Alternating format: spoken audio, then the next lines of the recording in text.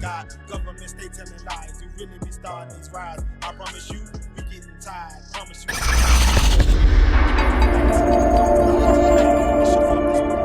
We wanna know what's up with that. Yo, what's good? Welcome back, everybody. It's the community outreach segment on What's Up With That, Truth Not Tradition. You know, we grinding for God all the time. Unorthodox style of street minister King G. Khalid. Always trying to find a positive that comes from the negative. Yeah. How a rose can really grow out of the concrete. You hear me? How a light can shine from the dark, man. I got a lot of really big things coming up here real soon. This Saturday, I believe it's 6:25.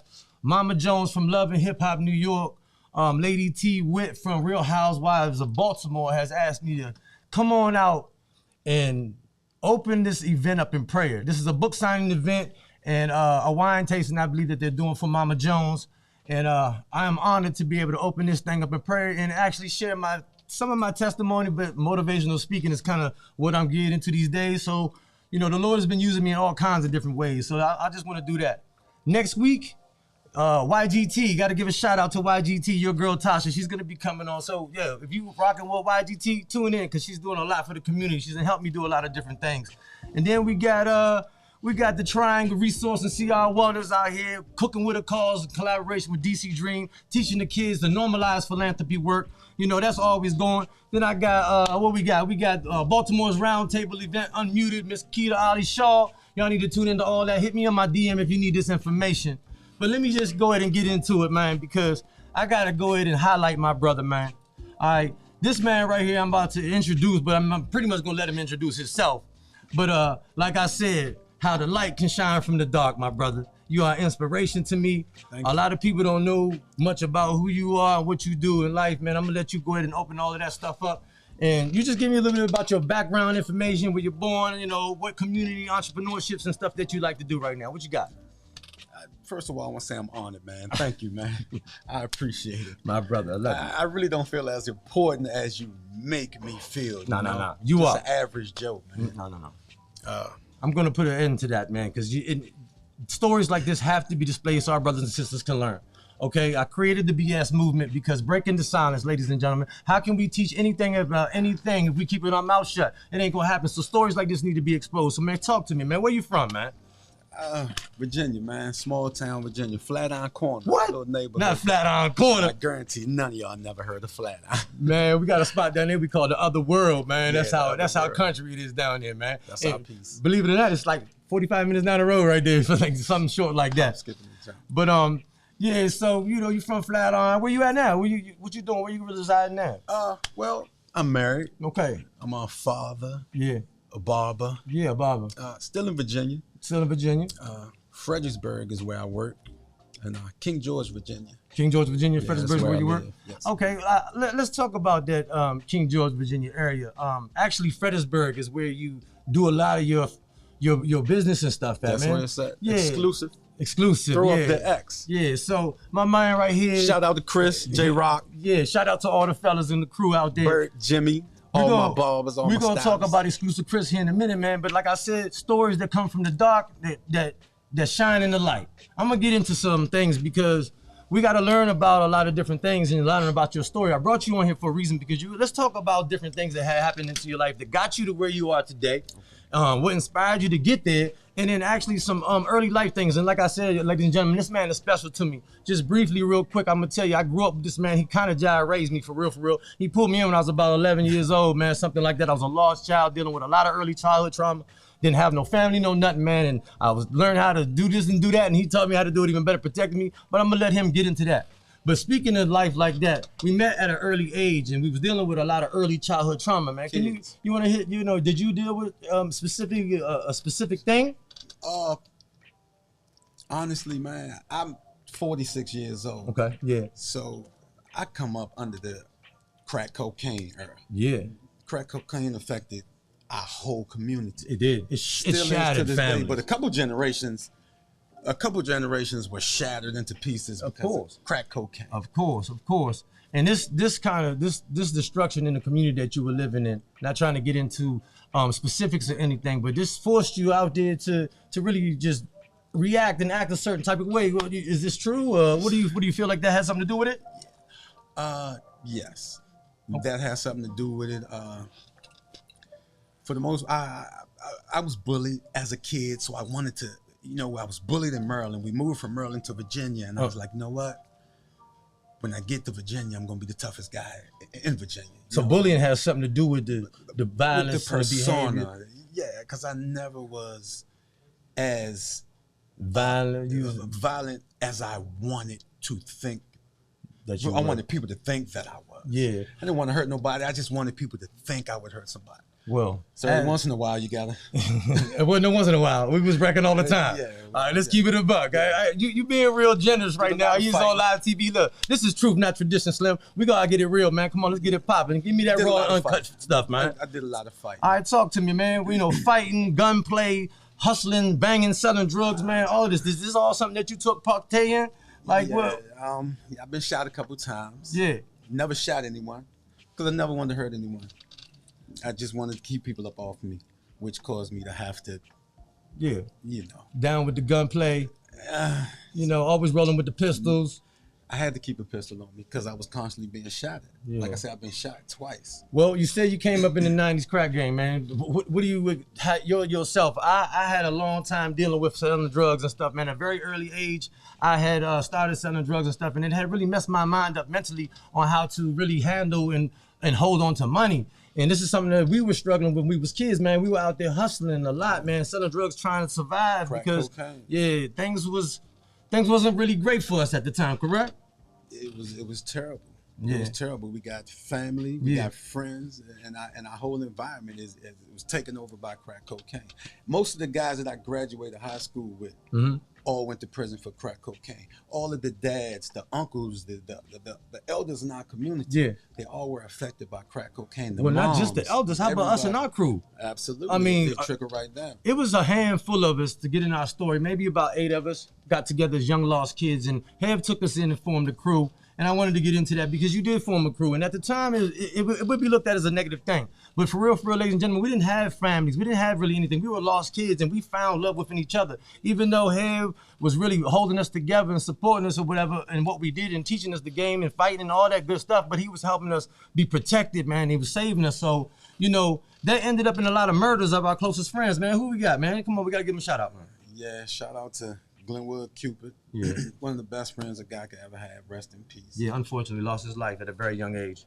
He died a violent death. Yeah. Rest in peace to Paul Cross. Yeah, that's my white face. I miss you, brother. Tattoo on my arm. Yeah. Rest in peace. He was shot and killed. Killed violently too. Rest in peace to Brent Cross. Yeah, his brother. R.I.P. to Brent. Then we got Booba and Dirty Rick. Rest in peace. It's a couple names of these people. These are all people that lost their lives to the street life. By going down the wrong path and not really having things like this show right here or this word from brothers that's been through that to talk about it, to see what the results of it is. But there is a good thing that can come behind all this negative behavior, ladies and gentlemen, because we're going to push right off of all that negative stuff, bro. Let's get into the whole reason why we're here, which is how the light can shine from the dark, man. Let's showcase what's really popping in now. That's all the old past life, man. We just took off the old self and now we done put on the new self. We done give the next chapter of our lives to God and doing positive things, man. Absolutely. So let's just go into what you did do positive. Man, you protected us as kids. You raised us pretty much to be men. You say that, but I felt safe when you was around. Yeah, I was here. He always be trying to tell me that I was his protector all the time. It's just the truth. I was all right with them things, I'm all right with them things, No, not all right. God gave you a talent. I'm gonna tell you when I first realized it was something special about you. We was at your house. You was a kid, 11, 12 years old, and you're maybe younger, and you're flipping off your balcony. And I'm like, what are these, a ninja or something? I knew you were special. I appreciate you. You always included God in your life. Okay. Playing football, you used to hit people. Y'all say I used to say I was a minimum number 27. Oh man, come on, let's stop. Getting off of me. Getting off of me. This highlighted your show for you. Listen. Everybody pay attention. One day I will have an interview. That day will come. But we're not going to get off the topic, which is highlighting my brother right here. He has a story that's just as impactful as mine in so many different ways. I ain't going to say anything but take nothing from this man. So check this out. When did you figure out that barbershopping was your passion? Because I heard you said your name was Will the Barber, so you like to cut hair. You used to cut my hair when we was kids, because like I said, you raised it, so you used to cut our hair. You used to have some of the freshest cuts. No disrespect, Bert, Jimmy, all the other crew that work for him now, that was our idols that we looked up to. All of us are great. Yeah, they are great, but this Exclusive. one right here, yeah, exclusive, all the crew. But yeah, when did you find your passion for it, man? Because you ended up, the dark story ended up bad because you ended up incarcerated. So let's talk about that a little bit. Incarceration. Incarcerated in federal penitentiary is where I decided that I would cut hair for a living. What was they facing you with first? Well, you know how they tell you you're gonna get life, you're gonna get 10, 20 years, but I wound up getting 11 and a half years. What was the charges that you was facing, my brother? You don't mind me asking? Yeah, it was, what was the charges? Carrying a firearm while being carrying a firearm in furtherance of your drug trafficking trade. They had you pinned down as a drug trafficking person, man. Actually, you made the newspaper where we were from. Yeah. Our whole crew was in the newspaper, and I'm only showing us the raw. And the reason why I'm bringing these things up, because the story at the end of this thing is so impactful. I mean, it's so impactful, man. I promise you. Check this out. So not only protecting us, raising us, cutting our hair, you always kept us close to God. You know that, right? Through all the pain and struggling we was doing, you always kept us close to God. What we did, I mean, for some odd reason. That's why we still here. Yeah. You always protected us, man. And is this the upbringing that you had? Was you a good upbringing in church? Where did the love for God that you have come from? It came from, well, my mom is a preacher. Yeah. And she kept us in church. Amen. You know what I'm saying? Well, my family, I have a large family, and half of them go to church. Yeah. And praise the Lord every Sunday. And I believe in God, and my parents instilled that in me. Yeah, well, that instilled into you, instilled into us, because you kept us close to God. We always prayed all the time. Even when we was out there making moves, dope boy moves, man, we had to say a prayer. Lord, please forgive us. Always. But we was definitely trying our best to stay on the good side of things, you know what I mean? But the devil is strong. Oh, the devil is very strong, man. The devil is strong. And it's taking over our communities. We'll get into that, man. And this is definitely... This whole segment is for a veteran in the community. Yeah, y'all learn from this story. Y'all pay attention and listen how this thing ends up. Very beautiful thing. So you were just saying that in prison, you finally found your passion to cut hair, correct? Well, in prison, I decided that's what I was going to do with my life, to, take care of myself, to make money. Because at the time, there was nothing else. Did you finish high school? I graduated high school. Yeah, any college, any furtherance education, anything like that? Nah. Just selling dope.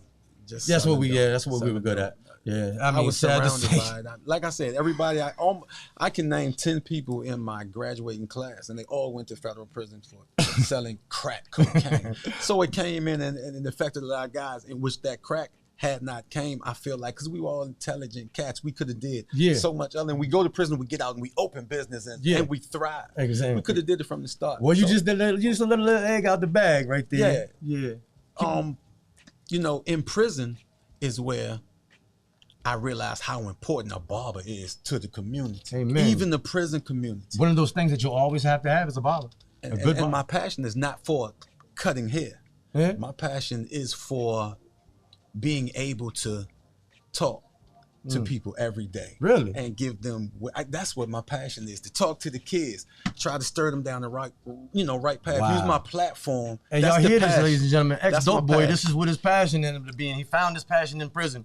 I mean, barbering, cutting hair, said something that he was gonna do to take care of himself and his new family or whatever that he did when he got out of prison. And then next thing you know, he falls in love with just talking to people and the kids. Isn't this amazing? I'm in love with it. So check this out. So barber's license and schooling and courses and stuff like that, share it to the young brothers and sisters, because if there's a young brother and sister that's out there that's lost in the penitentiary, that's lost in the system, that's out there trying to figure out a purpose in life, my man Heavy got a purpose right here. He'll tell you, man, this is a breakthrough for him. So what you had to do? You went to school? How many weeks is it? What it cost? Like, is it affordable? What is it?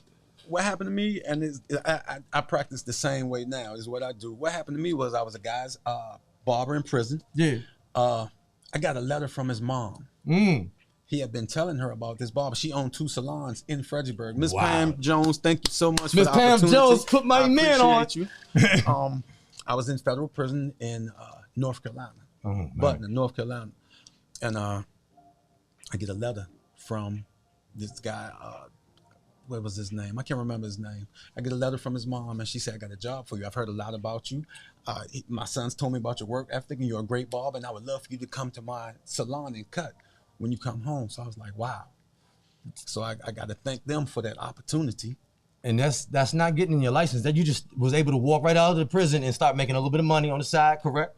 Right. Okay. But it is there where I was signed up under the apprenticeship program. Apprenticeship program. Okay, y'all, listen up. Apprenticeship programs, they're available out there if you learn how to become a barber, things like that. And that allows you to allow someone to learn the trade, hands-on, and get the hours to get your license without paying a high price. But then you have to take the actual written test. You got to go take the test. So this is listen to what we just learned, ladies and gentlemen. There's an alternate route that you can go in the apprenticeship program. You can train underneath somebody, and once you get qualified for that, you just take the written test, boom, pay you a little bit of money, and bam, you got your license. You can go out there and start making you some money. At 16 is when you can 16 years old too, young buds. Hey, little shout sons, out to J-Rock, young sons, young all apprentice. y'all, listen up. You know, if you want to get a career started at 16, hey, Hev, just put us on. All right, so barbershops. The 2 barbershops, creating jobs in community, because y'all brought you here as a community advocate leader, man. All right, you got 2 barbershops in Fredericksburg. You started off with one, it was packed house, da-da-da. Now I heard you venturing off into beautician work, and you opened up a salon on the other side of the barbershop. Shout out to my exclusive ladies. Exclusive What's up, Chris ladies? and the rest of the crew. Talk to me about that. Those businesses.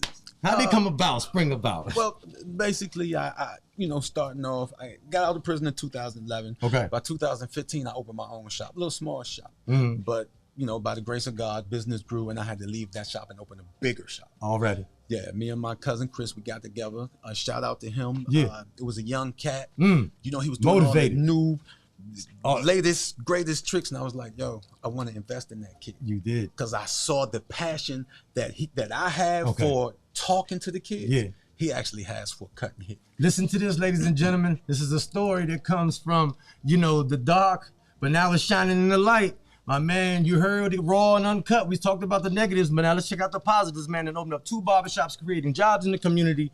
The brothers that we used to grow up and get our haircuts from and look up to, now they work for you. I wouldn't say they work for me. I'm glad you cleared that up. We work together. That's a good owner right there. And I learn from them every day. We learn from each other. Jimmy, Bert, all the crew, man, all y'all, it's big love. Y'all been cutting my hair since I was a young child too, man. I love y'all, man. I love all y'all. So let's move into a little bit of the stuff that you did with me one time, because I have to share this, and they need to know how it feels that I had created. The Lord had used me and created this philanthropy team, and I go amongst the city and I feed the homies. I call them homies, ladies and gentlemen. Operation Love the Homies. You gotta give a shout out to Operation Love the Homies, man. All right, the Triangle Resource, CR Wellness, all the crew out there, YGT and all. But check this out. So I created the Lord had me create this event. And I brought barbers out, I brought food, medication, all these things out. And you came out there and you cut hair.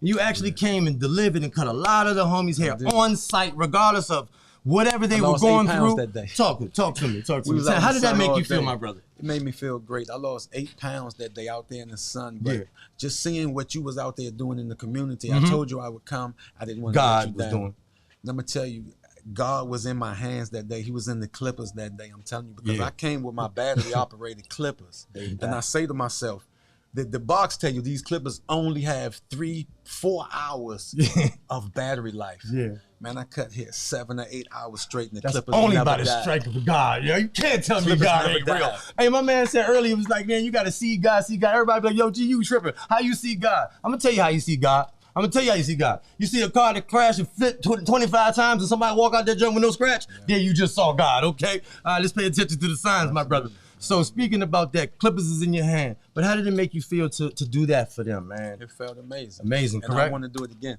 Do it again? We will. And that's something that we will endeavor into moving forward at all times. So tell me a little bit more about that day. Didn't we sing a little bit? I mean, I heard you sing a little something, Yeah, we sung our song. That's our song. What song was that, man? Bring it on home to me. That's that Sam Cooke. Bring it on home to me. I'll give you money and jewelry too.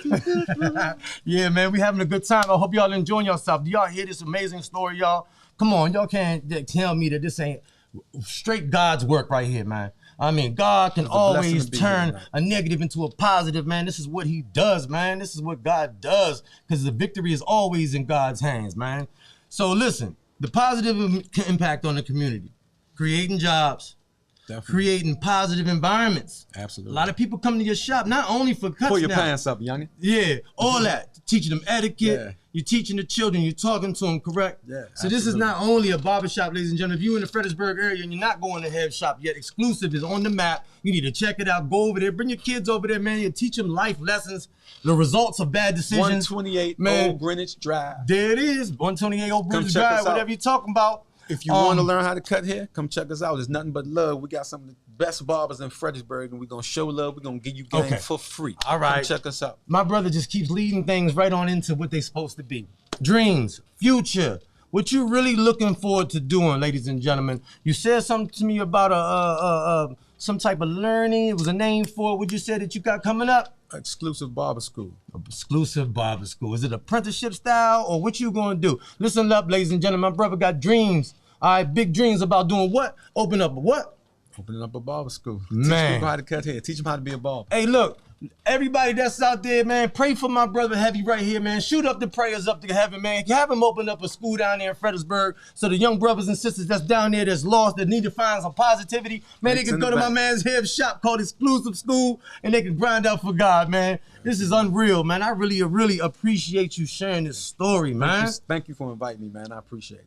Really man, we got to give some shout outs to some people, man. Come on. Let's give us some shout outs, man. All the crew. You got the floor for a minute. Talk to the family. Talk to the people, man. My beautiful wife, Camille, came with me tonight. Yay, Shout out to her. What's up, my little girl, Bree.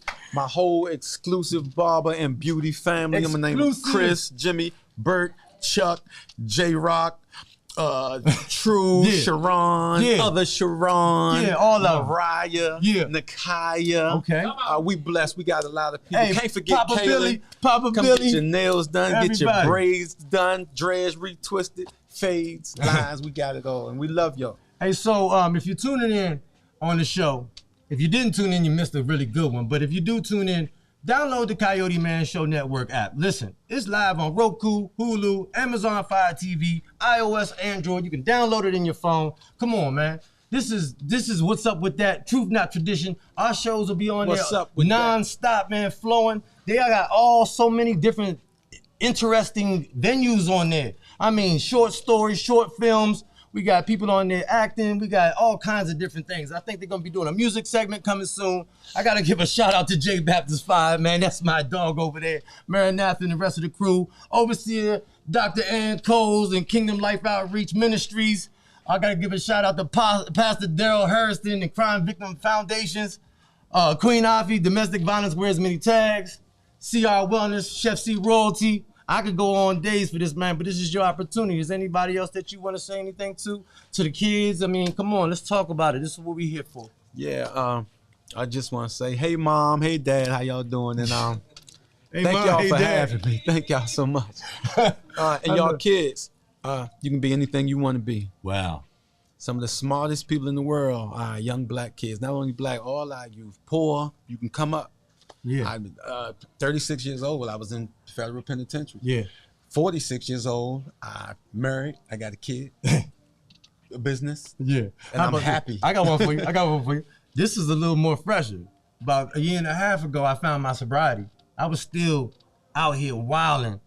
I had a progressive disease, ladies and gentlemen. A progressive disease of alcoholism. I call it progressive disease because it will progressively kill you. And unfortunately, it just takes a long time for alcoholism to drag you and your family completely out. And I had to suffer. But listen to how this changed. Look what he just said 10 years ago. Now he's opening up barbershops and stuff like that. A year and a half ago, I was still an alcoholic. I still was hustling. I still was banging. I still was manipulating. I lost a whole entire family. I ain't even trying to get in my testimony and things because it ain't about me. But I am talking about the power of God. Because in my darkest moment, and like my brother, my man said earlier, God never leaves your side. It is always us that turns our back on God. He's always right there waiting. He's right there waiting. He was right there waiting for me. And in my darkest moment when I thought I lost it all, he turned all my pain into a purpose, found me into recovery, healed. And now I'm healed and now I'm giving back. And I give my life to God like my brother does too. And I just want to say, man, if God could change you, God could change anybody. You hear this? Anybody. You hear the stories that we're talking about. I'm bringing more and more stories up to come just like this. Man, we got hitters coming for days. Man, J Baptist Fire got hitters. Y'all hear Apocalypse Rich, man. He's dropping hot, true topics out here that's very touchy that a lot of people are scared to talk about. My man stand fearless, man, because he's at one with himself. He's at one with his spirit with God. We try to walk in the spirit at all times so we can definitely give you all that raw, real good stuff that you need to learn from. This is what it's about. The BS movement, breaking the silence. Truth, not tradition, man. What's up with that? You feel me? What's up with that? What's up with that? Yeah. Hey, y'all got to give a shout out to my man, Heavy, bro. I really appreciate you y'all. coming out Thank here you and so being much, raw man. and open I and sharing appreciate your real, true Thank story you. I appreciate about where you come from. Ladies and gentlemen, hope y'all are able to really, really learn from this segment. Tune in next week, YGT, your girl Latasha Carpenter coming up, talking about her community work and the stuff that she does with the Triangle Resource. Man, God is great. We're grinding for God. Unorthodox Style of Street Minister King G. Khalid. This is a community outreach segment. What's up with that? Truth, not tradition. My boy Hev, always out here grinding. You hear me? Yeah. My man. Let's get it. So with that.